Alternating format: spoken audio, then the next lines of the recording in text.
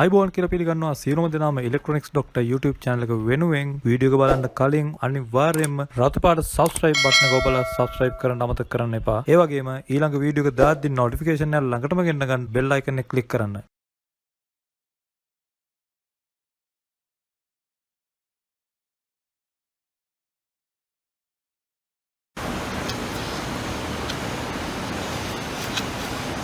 ඉතින් මේකේ ෆෝල්ට් එක තමයි මේ වෝල්ටේජ් අඩුවෙන් එන එක. ඔයගොල්ලන්ට පේන්නේ මේ බල්බ් ටික උනත් අඩුවෙන් පත් වෙන්නේ. ඒ වගේ මේ උඩ ඩිස්ප්ලේ එකේ නැහැ. ලෝ පවර් සහ මේ උඩ ඩිස්ප්ලේ එකේ නැති ප්‍රශ්නේ තමයි මේකේ තියෙන්නේ. ඒ කියන්නේ එතකොට ඒකට හෝ මොනවා හරි ප්‍රශ්නයකට වෙන්න පුළුවන්. ඉතින් මේ බලන්න සවුන්ඩ් වැඩි කරන අඩු කරන ඒවා මොනවද පෙන්වන්නෙත් නැහැ උඩ. නැත්තම් ඩිස්ප්ලේ එකේ පෙන්වන්න ඕන. ඉතින් බලමු මේ ෆෝල්ට් එක මොකක්ද කියලා. ඉතින් මේකේ මේ ඇනටික ගලව ගන්න. ඇනටික ගලවලා පිටිපස්සේ කවර් ගලව ගන්න ඕනේ. ඉතින් ඒ ලොකු විස්තර කරන්න යන්නේ නැහැ. ඔයගොල්ලන්ට රිපෙයාරින් එකේ වීඩියෝ එක විතරයි මම කරන්න බලාපොරොත්තු වෙන්නේ. කාලය ගන්න නැතුව.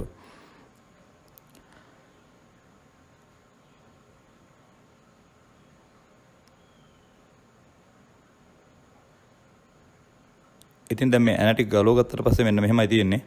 ඉතින් මේකේ කවරේ මම ගලව ගන්නම්. කවරේ ගලව ගත්තට පස්සේ මෙන්න මේ විදිහට තමයි ඔයගොල්ලන්ගේ ඇම්ප්ලිෆයර් එක පේනවා ඇත්තේ ඔය මේක හම්බුනොත් මේ જાති එකක් ගලවන්න ට්‍රාන්ස්ෆෝමර් එකක් තියෙන හින්දා SMPS නෙවෙයි හින්දා ඉතින් වෝල්ටේජ් බහලා කියන්නත් බෑ. ඔයාලට පේන්නේ මෙන්න මෙතන IC එකක් පිච්චිලාම කියලා තියෙනවා. හැබැයි කර වෙලාම ගිහිල්ලා සමහර විට මේක හරහා වෝල්ටේජ් එක අර්ත් වෙනවා හෝ වෙන මොකක් හරි ප්‍රශ්නයක් හින්දා එන්නේ නැති වෙන්නත් පුළුවන්. සප්ලයි අඩුවෙන් එන්න පුළුවන්. ඉතින් පළමුවෙන්ම මොනවා කරන්නත් මේ IC එක ගලලා ඉවත් කරගන්න ඕන. ඒක තමයි පළවෙනි කාරණාව.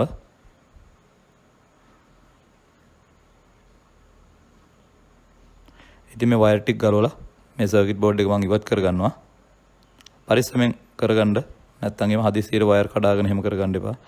ඔයගොල්ලන්ට පේනදී ඊට අමතරව මේ IC වල ළඟ තියෙන ඒවා පින් බුරුල් වෙලා තියෙනවා. මෙතන මේ රෙක්ටිෆයර් වලත් බුරුල් වෙලා තියෙනවා මෙතන පින්. ඒවත් ඇත්තටම පාස් කරලා දෙන්න. මොකද පාරිභෝගිකයට විශ්වාසනීය සේවයක් දෙනවා නම් අපි දුන්නාට පස්සේ නැවත ඒ කියන්නේ රිටර්න් වෙන්නේ නැති වෙන්න දෙනවා නම් ඒවත් පාස් කරලා දෙන්න ඕන.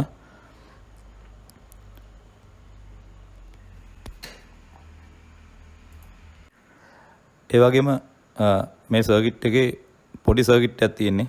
ඔයාලට තේරුම් ගන්නත් එච්චර අමාරු නෑ. ඒ හින්දා මේ ඇම්ප්ලිෆයර් එකේ IC 4 තියෙනවා. IC 4න් දෙකක් සබ්වූෆර් එකට දෙකක් අනික් ස්පීකර්ස් දෙකට තමයි එන්නේ. දැන් මම මේ IC එක ගාලා ඉවත් කරගන්නම්. මෙන්න බලන්න මෙතන මේ ස්පීකර් ලයින් එකක් මේකත්. ඉතින් මේකෙත් මේ මෙතන කැරලා තියෙනවා. ඒකත් මම දැන් දැක්කේ.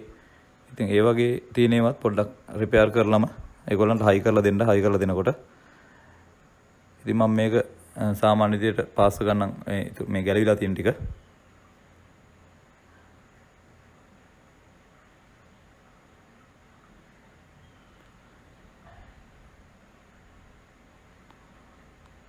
වැඩක් කරද්දී අත්‍තරම වියදම් යනවා තමයි මේ දවස්වල. මොකද මේ ඊයන් එහෙම ටිකක් ගණන් නිසා.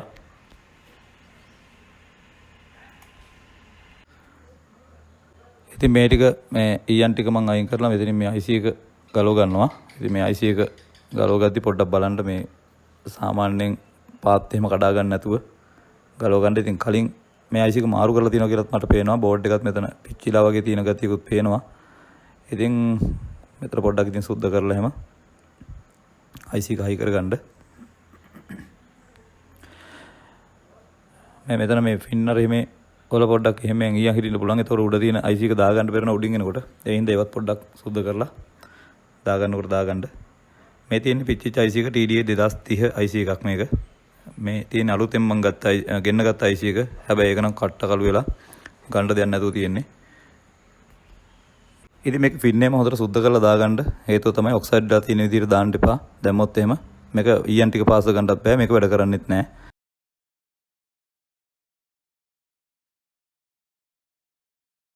ඉතින් මේ පොඩ්ඩක් සර්කිට් එකේ පාත් වුණා නම් පොඩ්ඩක් සුද්ධ කරලම ඔයගලන්ට පුළුවන් මේ IC එක පාස් ගන්න ලස්සනට. ඉතින් මතක ඇතුව මේක පාස් හද්දී මේ ෂෝට් කරගන්නෙම නැතුව හොඳට පාස් ගන්න. හොඳට ඊයන් තියන්න ලෝභ වෙන්නේ නැතුව. මොකද මේ IC එකේ ඊයන් පුරුල් වෙන හින්දා. ඒ වගේම මේ මෙතන පොඩ්ඩක් හොඳට ටිනර් දාලා සුද්ධ කරගන්න. එතකොට ඔයගොල්ලන්ට පේනවා ඊයන් ගෑවිලා තිබ්බොත් හරි එහෙම නැත්නම් එතන වෙන මොකක් හරි ප්‍රශ්නයක් තිබ්බොත් හරි ඔයාලා හොඳට බලා ගන්න පුළුවන්. පොඩ්ඩක් ටිනර් පොඩ්ඩක් දාලා සුද්ධ කරලා ඉවසයි. ටිනර් වල ටර්පන්ටයින් දාන්න එපා. එන අමාරු ගැටෙනවා. වේලෙන්නේ නැතුව. ඒ වගේම මේ IC ටිකත් මම පාස් කරනවා. මේකෙත් මේ ඊයන් බුරුල්ලා තිබ්බා. ඔයගොල්ලන් දැක්කා. ඒකත් පාස් කරගත්තට පස්සේ මට ෂුවර් කරලම මේක දෙන්න පුළුවන්. ඒ නිසා දැන් ඒකේ ඉතුරු පාර්ට්ස් ටිකත් එක්ක මම පාස් කරගෙන ඉවරයි.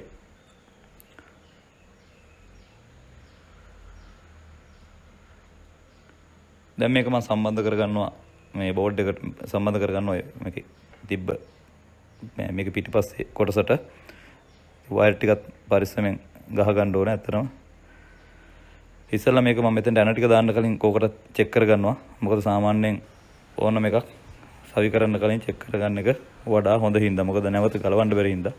දැන් ඔයගොල්ලන්ට පේනවා ඇති මේකේ මේ ඩිස්ප්ලේ එක වැඩ කරනවා වගේම මෙතනත් හොඳට එළිය ඇතුව මේක වැඩ කරනවා. ඒ හින්දා පවර් ප්‍රශ්නයක් නැහැ. ඩිස්ප්ලේ එකත් වැඩ කරනවා කියන්නේ සෙට් එක දැන් ඔන් වෙනවා. ඔන්න බලන්න පවර් ඔන් කරාට පස්සේ ඩිස්ප්ලේ එකේ වොලියුම් වැඩ කරනවා. ඒ වගේම මේකේ ඊතර ෆන්ක්ෂන් ස්විච් වැඩ කරනවා. ඉතින් කලින් මේ ටික වැඩ කරේ නැහැ. හේතුව තමයි මේකේ තිබ්බ ෂෝට් එක. ඉතින් ඒ ෂෝට් එක අයින් කරාට පස්සේ දැන් ඔයගොල්ලන්ට බලන්න පුළුවන් මේක වැඩ කරනවා. ඉතින් මේක ෂෝට් එක තිබුණේ IC එකේ. ඉතින් මේ වගේ පොඩි ට්‍රික්ස් වලිනුත් ඔයගොල්ලන්ට ඇත්තනම තමුන්ගේ තියෙන ගෙදර තියෙන උපකරණයක් කොට දා ගන්න පුළුවන්. ඉතින් මේ જાතිය තවත් එකක් මීට කලින් ආවා මගේ යාළුවෙක්ගේ. ඉතින් ඒකෙත් IC 3ම ගිහිලා තිබුණා. 3ම නේ 4ම ගිහිලා තිබුණා. ඒකත් මේ 4ම ගිහිලා තිබිලත් මේ ලෙඩේ මේ විදිහටම පෙන්නුවේ. ඒතකොට අවුට්පුට් එක තිබුණේ නැහැ. ඉතින් දැන් අවුට්පුට් එකේ ඕගොල්ලන්ට පේනවා ඇති. ඉතින් මේ IC 4ම ගිහිල්ලත් මේ ලෙඩේ සහ IC 1ක් ගියාමත් මේ ලෙඩේ කියන්නේ මේ 2030 IC එක ෂෝට් වෙනදී ඔයගොල්ලන්ට හිතා ගන්න පුළුවන්. IC 4 ගියේ එකේ මීට වැඩි ටිකක් දරුණු විදියට බෝඩ් එක පිච්චිලා තිබුණා ඇතුලේ. ඒ ටික රිපෙයාර් කරන්න උනා. ඉතින් මට ඒ වීඩියෝ එක ඇත්තටම ඔයගොල්ලන්ට ගන්න බැරි වුණා. මේ යාට හදිස්සියෙන් මම රෑ හදලා උදේ දෙන්න උනේ මට ඒක. ඒ නිසා මේක දැන් ඔයගොල්ලන්ට පේනවා ඇති. ප්‍රශ්නයක් නැතුව වැඩ කරනවා. ඉතින් මේ වගේ වීඩියෝස් ඔයගොල්ලන්ට මම දිගටම පුළුවන් තරම් ගේන්නම්. ඉතින් ඒව බලලා ඔයගොල්ලන් පුරුදු වෙන්න ඉගෙන ගන්න අය වෙනුවෙන් තමයි ඉතින් මේක ගේන්නේ. ඉතින් මේ වීඩියෝ අනිවාර්යයෙන් ඔයගොල්ලන්ගේ යාළුවෝට වටේ ඒ නිසා අනිවාර්යයෙන්ම මතක ෂෙයා කරන්න. ඒ වගේම වීඩියෝ කොහොමද නම් ලයික් එකක් දාන්න මතක කරන්න එපා. ඒ වගේම මේ රිපෙයාර් කරන අය මොකද හිතන්නත් එපා. මේ මොකද මම මේ වීඩියෝ කරන්නේ ඉලෙක්ට්‍රොනික ඉගෙන ගන්න අය වෙනුවෙන්. ඒ වගේම තමයි ඉතින් ඔයගොල්ලන්ට මේ වීඩියෝ එක හොඳයි වගේම මේ වීඩියෝ එකේ තවත් වීඩියෝ ඉදිරියට මම දානවා. ඉතින් දාන ඒවා ඔයගොල්ලන්ට ගන්න පුළුවන්, බලන්න පුළුවන්. ඉතින් ඒ නිසා channel එක subscribe කරන්න අමතක කරන්නත් එපා. ඊළඟ වීඩියෝ එකෙන් හම්බෙන්නතුරු ආයිබෝවන්.